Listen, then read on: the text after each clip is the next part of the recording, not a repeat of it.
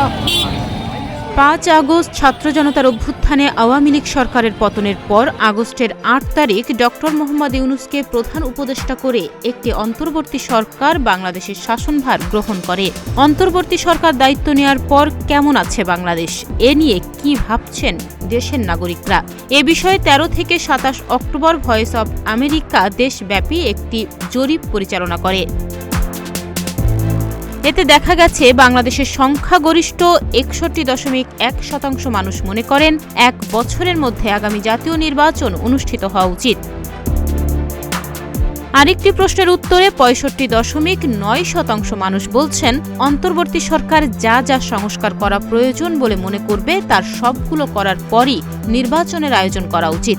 শুধুমাত্র নির্বাচন সংক্রান্ত জরুরি সংস্কারগুলো শেষ করে নির্বাচন আয়োজনের পক্ষেও মত দিয়েছেন 31.9% উত্তরদাতা।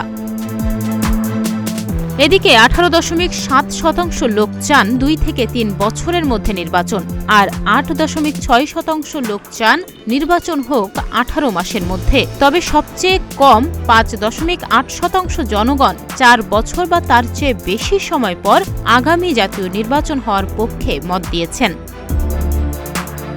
কত দ্রুত নির্বাচন হওয়া উচিত এ ব্যাপারে কিছু জানেন না বলেছেন 4.6% মানুষ, আর নির্বাচন কবে হওয়া উচিত এ সম্পর্কে কিছুই বলতে চাননি 1.1% মানুষ।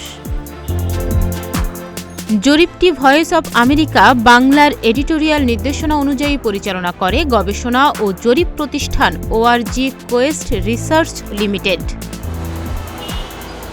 জরিপে অংশগ্রহণকারী উত্তরদাতাদের মধ্যে যারা মনে করেন যে অন্তর্বর্তী সরকার যে যে সংস্কার প্রয়োজন বলে মনে করেন সেগুলোর সংস্কার কাজ শেষ করেই আগামী জাতীয় নির্বাচনের আয়োজন করা উচিত, তাদের মধ্যে বেশিরভাগই বিচার বিভাগ, সংবিধান, অর্থনৈতিক খাত, পুলিশ ও নির্বাচন কমিশন সংক্রান্ত সংস্কারগুলো করার পক্ষেই মত দিয়েছেন।